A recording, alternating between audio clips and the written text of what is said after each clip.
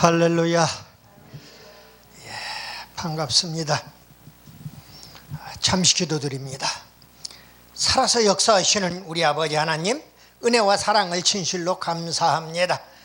우리 주님 특별히 뜻이 계셔서 세계로 열린 선교 방송을 피로 값지고 세워주신 줄로 믿습니다.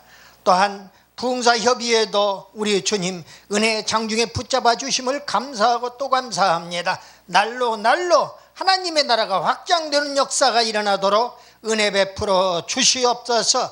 이 한 시간도 부족한 종 강단에 섰사오니 아버지 하나님, 성령님께서 강권적으로 인도해 주실 줄로 믿습니다. 하늘문을 열어주시옵소서. 사랑하는 백성들 마음은 활짝 열고 말씀을 아멘으로 화답하며 병든 자, 연약한 자는 고침받는 치유의 역사가 일어나도록 우리 주님 함께하여 주시옵소서. 믿사옵고 우리 구주 예수 그리스도의 이름으로 감사드리며 기도드리옵나이다. 아멘. 아멘. 우리 손 들고 인사 한번 합시다. 할렐루야. 할렐루야. 반갑습니다.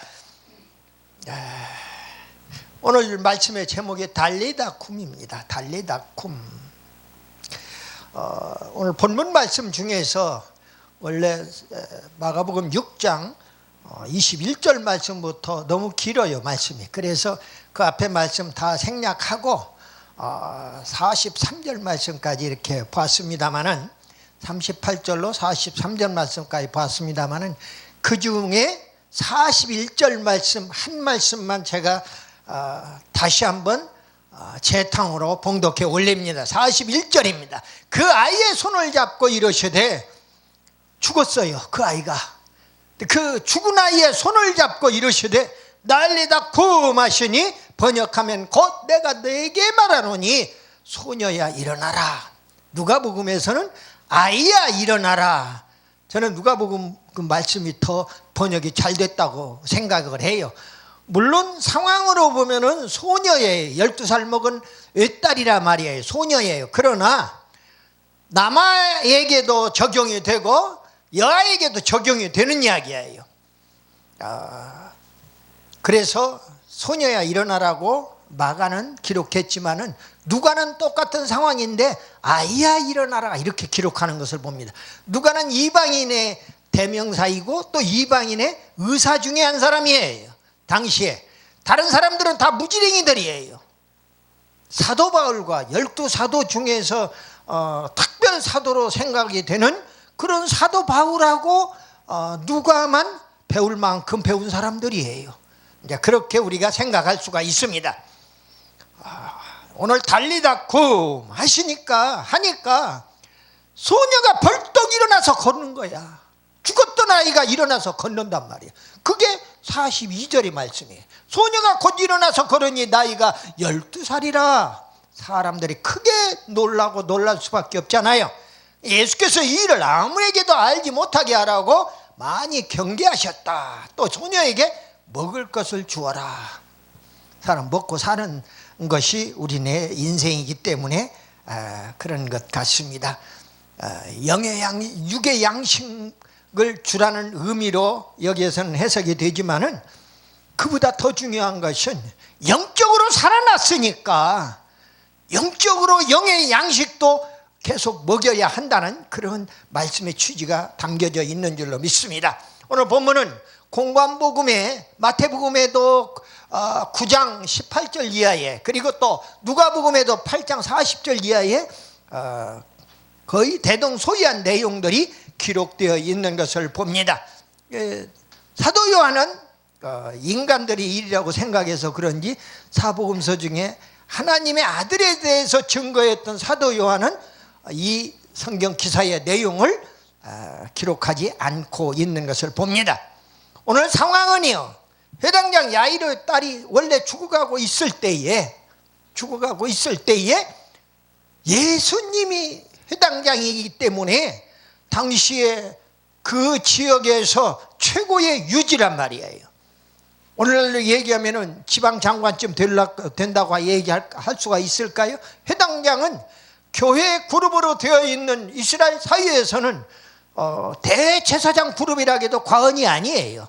그만큼 지위가 있고 명예가 있고 권세가 있는 그런 사람인데, 그 사람 야이로라고 하는 회당장이 딸이 죽어가고 있는 거예요. 아들도 없어요. 딸만 딱 달랑 하나 있는 외딸인데 이게 죽어가고 있으니까 아무리 생각해봐도 예수님을 데려다가, 죽은 사람도 살려내는 그런 예수님을 데려다가 자기 딸아이한테 가서 안수기도 하던가 피 묻은 손으로 한번 어루만져 주시면은 이 아이가 심장이 뜨거워져서 살아나는 역사가 있을 것을 생각을 하고 있는 겁니다. 그래서 예수님을 찾아온 거예요. 회당장이 주님의 발 아래에 엎드렸습니다. 그냥 찾아온 정도가 아니에요. 지금까지 주님의 발 아래, 성경에서 보니까 주님의 발 아래에 엎드렸다고 하는 12 제자들 중에 단 한 사람도 없어요. 다시 말씀을 드리면 회당장 야이로라고 하는 사람의 믿음은 엎드리는 겸손의 신앙을 가지고 있는 거예요. 12 제자가 가지지 못한 그런 위대한 겸손의 신앙을 가지고 있는 겁니다.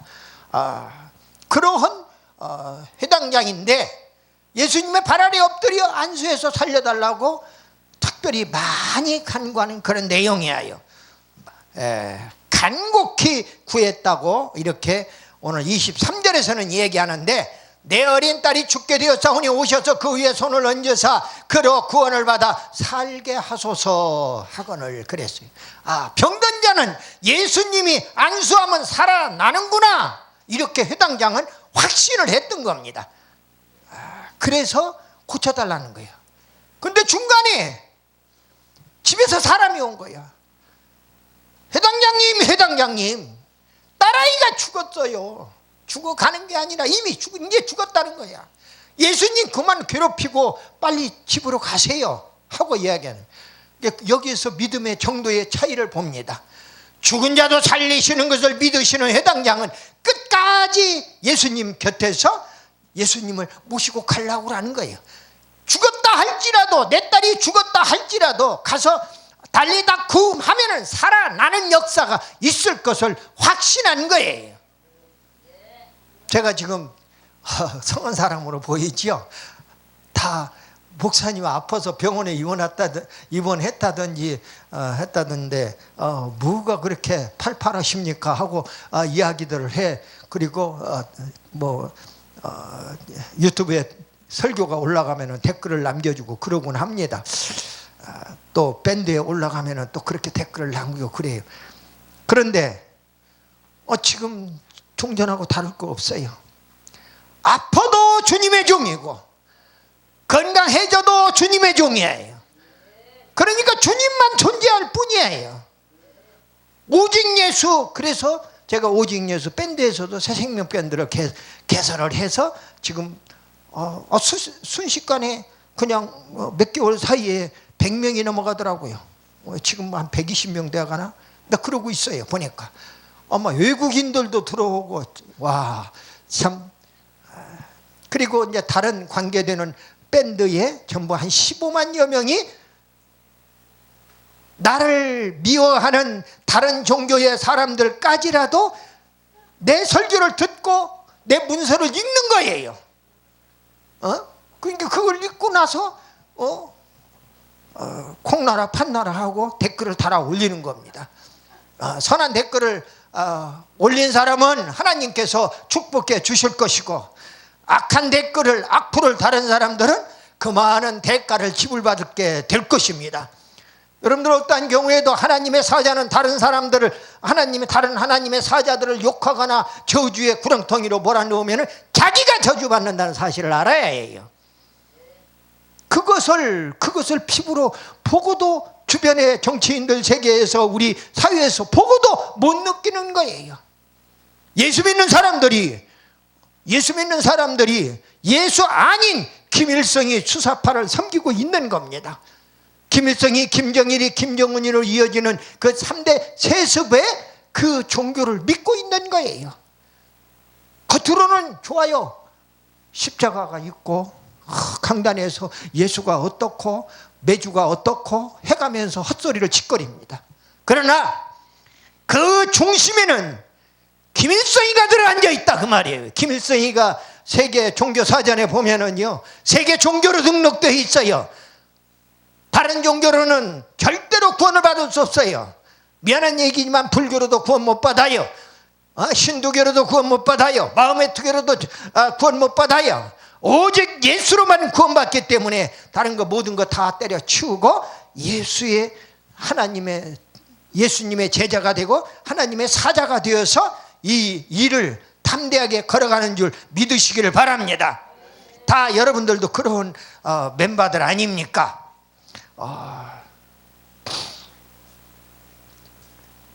오늘 본문이 주님께서 죽은 아이의 손을 잡고 난리다쿰 아이야 일어나라 하니까 이렇게 명하니까 아이가 살아나는 기적이 역사가 일어나는 거예요.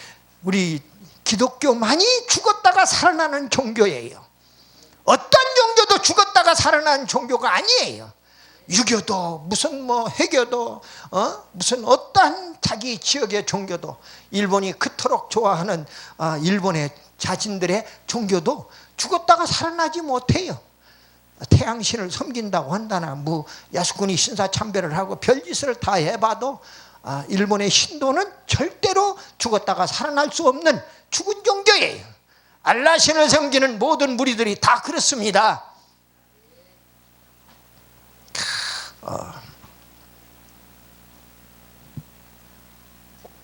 오늘 말씀을 통해서 우리는 한 두 가지 큰 교훈을 얻습니다. 첫 번째로 예수님의 죽음에 대한 시각의 차이예요.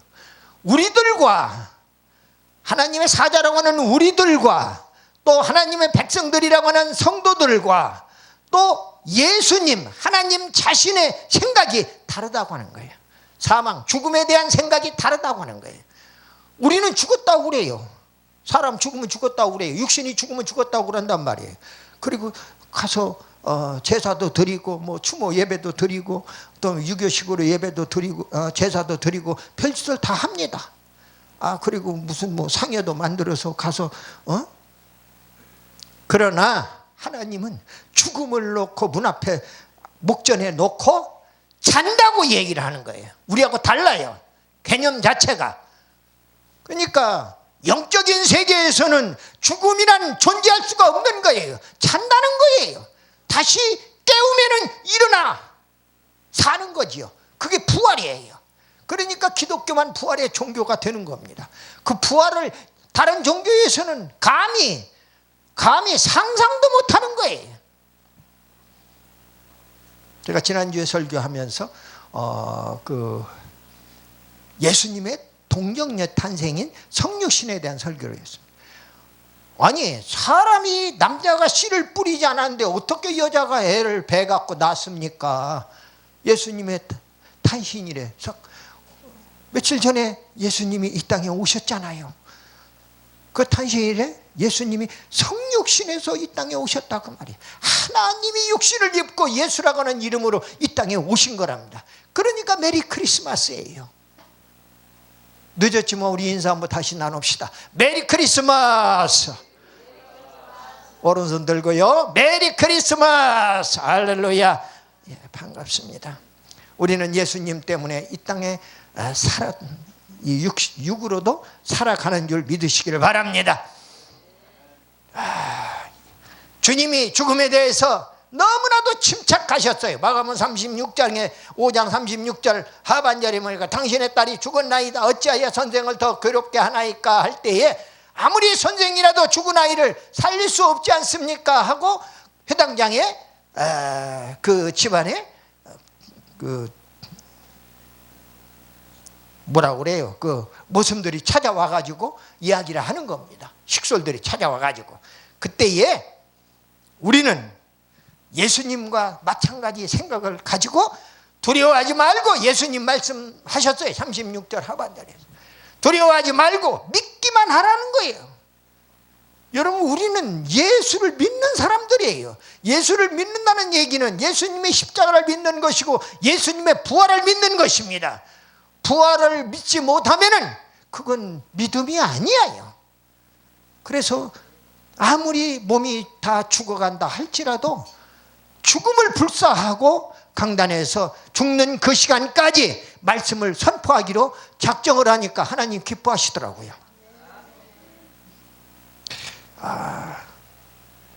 두 번째로 예수님이 죽음에 대해서 잔다고 말씀을 하시는 의식구조를 가지고 있는, 그걸 본받지 않은 말씀인데, 두 번째로 죽음에 대해서 다른 시각을 가졌는데, 오늘 39절 그 본문에 보니까 들어가서 그들에게 이르시되 어찌하여 떠들며 우느냐, 이 아이가 죽은 것이 아니라 잔다, 이렇게 말씀을 하시지 않습니까? 요한복음 11장 25절 말씀에는 나는 부활이요 생명이니 나를 믿는 자는 죽어도 살겠고 죽어도 살아난다는 거예요. 주님은 영혼의 사망만 죽음으로 인정하지 않으십니다. 육신의 사망은 잠자는 것이고 부활은 잠에서 깨어난 것으로 생각하고 계신다, 그 말입니다. 그걸 우리가 본받으라고 교훈하는 거예요. 그리고 주님이 달리다 kum하시니까 아이가 살아나는 기적이 일어나 버린 거예요. 달리다 kum하니까 살아나 버렸어요. 우리도 한번 외쳐볼까요? 본문 제목을 안 외쳤으니까 달리다 kum. 여러분들 중에 또는 여러분들 주변에 죽어 있는 사람이 있습니까? 그 심령이 죽었습니까? 또 주님을 위해서 활동하지 않는 사람들, 누워있는 사람들, 병 들었으면 병 들은 대로, 병 안 들었는데도 누워있고 주님을 위해서 활동하지 않는 사람들을 향하여 달리다 구음하면은 일어나 걷는 역사가 일어난다, 그 말이에요.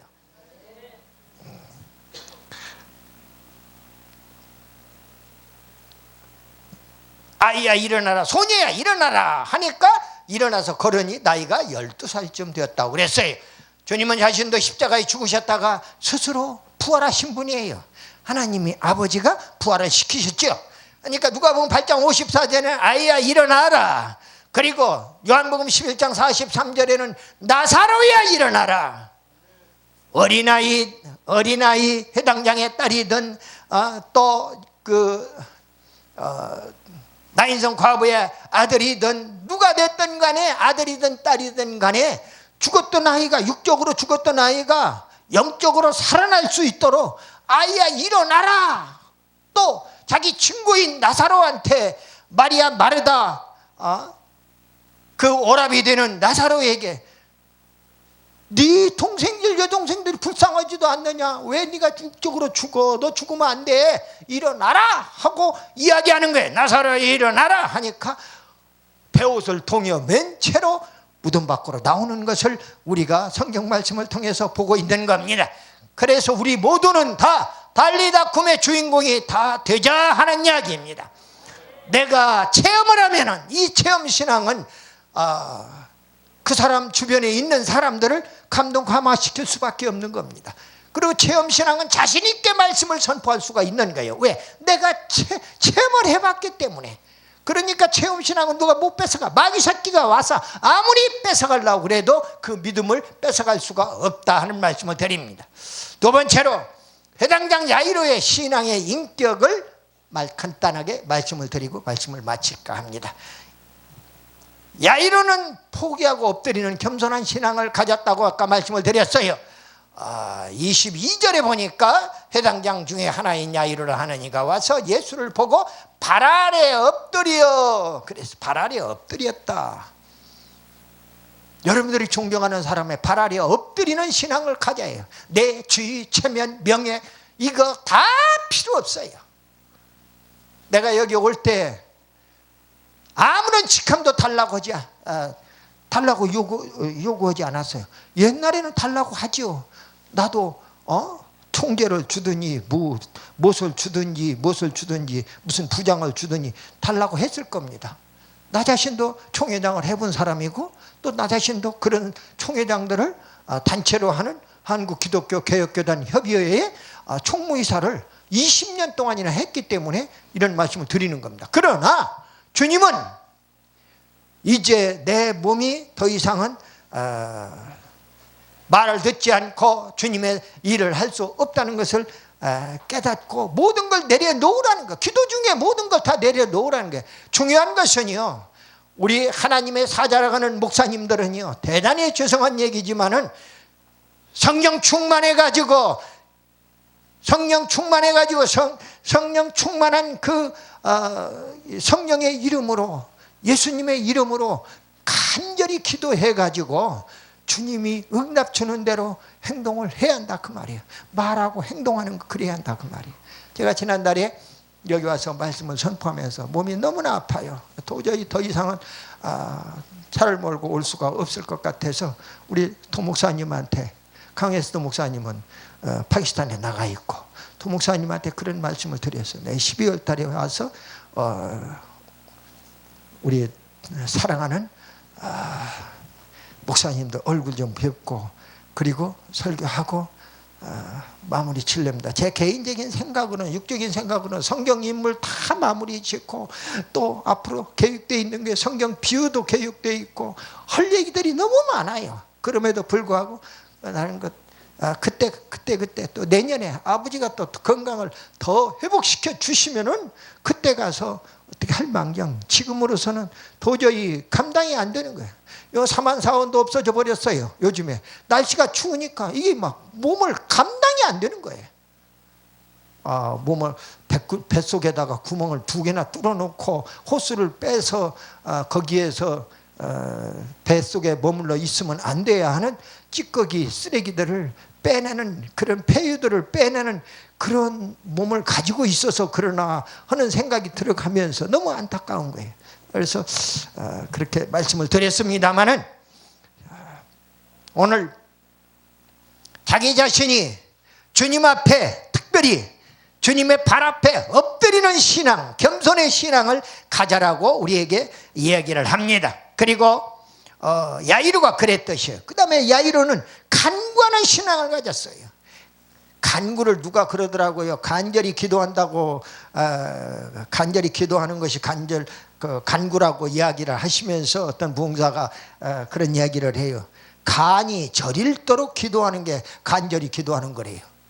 여러분들 간이 저리도록 한번 기도해 보셨느냐 그 말이에요.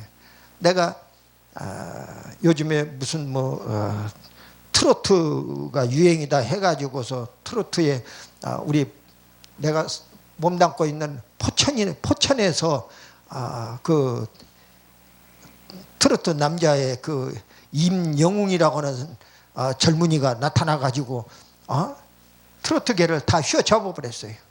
돈 다 갈퀴로 긁어대는 거지요. 다 좋아요. 다 좋은데 중요한 것은 그가 그래도 겸손의 어떤 믿음을 가졌으면 좋겠다 하는 그런 생각도 해보고 있습니다만은, 오늘 이 해당장 야이로 간곡히 기도하는데, 많이 개역 성경에서는, 개역 개정판에서는 간곡히 기도했다 그랬는데, 개역 성경에서는 많이 간구하여 가로되 그렇게 이야기하고 있습니다. 우리 기독교인들은요, 크리스찬들은 신앙의 기본 단계 3단계가 있습니다. 기독교인이라고 하면서 기쁨의 생활을 안 하고 기도의 생활을 안 하고 감사의 생활을 안 하면은 참 기독교인이라고 할 수가 없어요. 기독교 주님과 함께하는 그러한 생활을 하는 크리스찬들은 분명히 기쁨의 생활을 해야 해요. 그러니까 얼굴에 내천자 쓸 수가 없는 거예요. 기쁨이 충만한데 어떻게 내천자가 쓰는 거예요. 그리고 기도의 생활, 응답을 받는 거지요. 그리고 감사의 생활. 데살로니가전서 5장 16절로 18절까지 그것이 하나님의 뜻이라고 그랬어요. 너희를 향하신 하나님의 뜻이다. 야이로의 신앙은 포기하고 엎드리는 겸손의 신앙에다가 간절히 구한 간구의 신앙을 소유했더라 그 말입니다. 우리도 그 2가지 신앙을 가져야 합니다. 여기에다가 야이로가 하나 더 플러스를 가지고 있어요. 플러스 알파를. 그건 지속적인 신앙이에요. 지속적으로.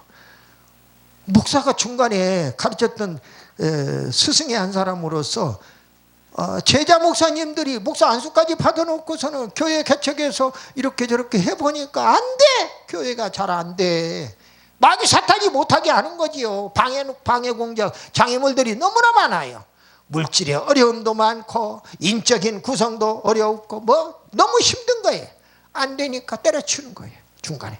그래 놓고 목사님 기도 좀 해주세요.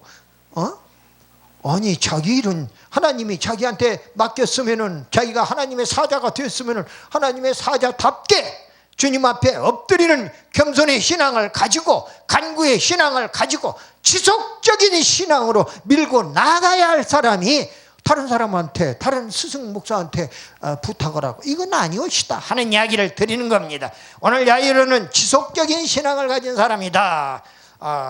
23절 오늘 24절에 보니까요, 간곡히 구하여 이르되면 내 어린 딸이 죽게 되었사오니 오셔서 그 위에 손을 얹으사 그로 구원을 받아 살게 하소서 하거늘 이에 그와 함께 가실새 큰 무리가 따라가며 애워싸 밀더라. 딸이 이미 죽었다는 소식이 온 겁니다. 누가복음 8장 50절에는 주님은 두려워하지 말고 믿기만 하라, 그리하면 딸이 구원을 얻으리라. 믿기만 하라는 거예요. 주님은 회당장에게 딸이 죽어갈 때 이미 죽었어도 주님이 안수하면 치유되는 믿음을 지속적으로 가지라고 이야기하고 있는 겁니다. 지속의 신앙을 보태면은 구원을 얻으리라 그 말이에요. 아까 간구 신앙, 그리고 또 겸손의 신앙. 이게 겸손이 미덕이라는 정도로 끝나는, 겸손이 미덕이라는 것은 유교도 나오고 불교에도 나오는 얘기예요. 그런데 그거에다가 간구의 신앙을, 그리고 거기에다가 지속적인 그런 신앙을, 지속신앙을 가지면은 구원을 얻으리라. 끝까지 인내하면은 참 구원을 얻는다고 우리 주님은 말씀을 주시는 겁니다. 말씀을 마무리합니다.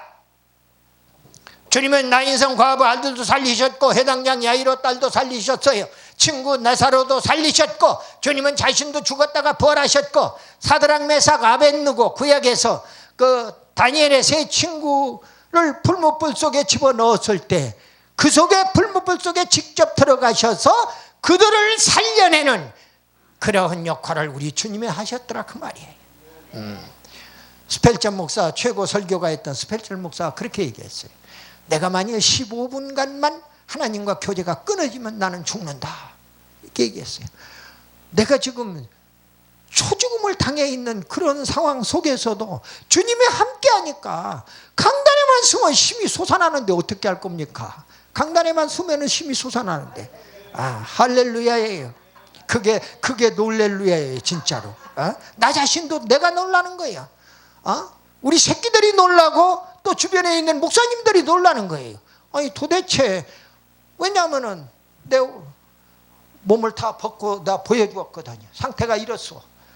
그러니까 나한테 이러라 저러라 하지 마시오. 내가 지금 할 수 있는 거 주님이 주님한테 승낙받고 하라는 대로만 움직이고 있는 몸이요. 그러니까 나한테 이러라 저러라 하고 하지 마시오 하고 이야기를 했던 그런 기억이 간요. 오늘 내가 말씀을 내 간증으로 마무리를 지려고 그래요. 저는 ROT 7기 육군 기갑 중령으로 예편했어요. 군생활 25년을 청산했습니다. 신학대학 공부 후에 군생활 마지막 말미에 가서 신학대학 공부를 하고 마지막에 호남신학과 서울총신을 공부를 했어요. 1994년도부터 목회자로 사역하던 중에 2014년도 췌장암 판정을 받았습니다. 2017년도 담도암 판정을 받았어요. 이 췌장암과 담도암이 정말 개떡 같은 놈의 병이야. 병 중에도, 암 중에도 제일 취약한 놈의 병이라고. 내가 가르친 제자 목사님들 췌장암과 담도암으로 죽어간 사람이 한두 사람이 아니에요. 아니, 제자는 그렇다 치고 또 그 사람들이 나이가 있어서 50대 60대가 돼서 그렇다 치더라도 내 동생도 죽었어요. 그것도 천국에 못 가고 지옥의 나락으로 떨어지는 죽음을 맞이했단 말이에요. 왜? 예수를 안 믿고 갔으니까. 살아있을 때 밤잠을 새워가면서 어떻게든지 예수 믿고 구원받아 천국 함께 가도록 하기 위해서 별짓을 다 해봤는데 하나님의 택한 자녀가 아니었던가. 결국 죽는 시간까지 결국 내 손을 붙들고 마지막에, 그러나 죽는 시간까지 나는 그에게 내 설교를 계속 보내주었고 그에게 내가 즐겨 부르는 찬송가를 보내주었고, 그리고 문서 선교를 계속 보내주었어요. 여러분들한테 지금 새벽 설교, 새벽 문서를 시편, 요즘에는 시편 이제 마무리가 되어 갑니다. 아마 1월 초순이면은 마무리가 다 되고 이제 잠언 말씀으로 들어가려고 계획을 지금 하고 있어요. 근데 동생도 췌장암으로 나보다 먼저 갔어요. 나보다 나중에 앓기 시작해서 나보다 먼저 가버렸다고. 여러분, 세상에 오는 것은 뭐 부모의 뜻대로 오고 무엇이 어쩐다고 세상 사람들이 그러지만, 가는 것은요 하나님이 데려가는 순서에 따라서 데려가는 겁니다. 빨리 데려갈 수도 있고 나중에 데려갈 수도 있어요. 여러분들 지금 건강하게 앉아 계시지만 나보다 먼저 간 분이 혹시 나올지도 몰라요. 내가 여기서 나이 제일 많거든. 내가 분명히 말씀을 드리는 겁니다. 그러니까 너무 저도 건강 가지고 가장 자신 있게 얘기했던 사람 중에 한 사람이에요. 내가 스스로 운동도 많이 했고 그런데도 불구하고 하나님이 꼼짝달싹 못하게 세상에서 암 중에서도 제일로 고약한 두 암년을 나한테 보내는데 내가 그년들하고 어떻게 싸우냐고.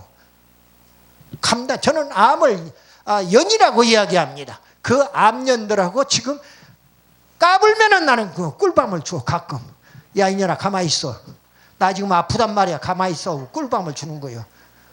어떻게 할 거예요? 더 이상은 괴롭히지 말아라 하는 이야기입니다. 그래서 항암 치료도 거부했어요. 방사능 치료도 거부했어요. 왜? 마누리가 자궁경부암으로 먼저 세상을 떠났기 때문에 그래요.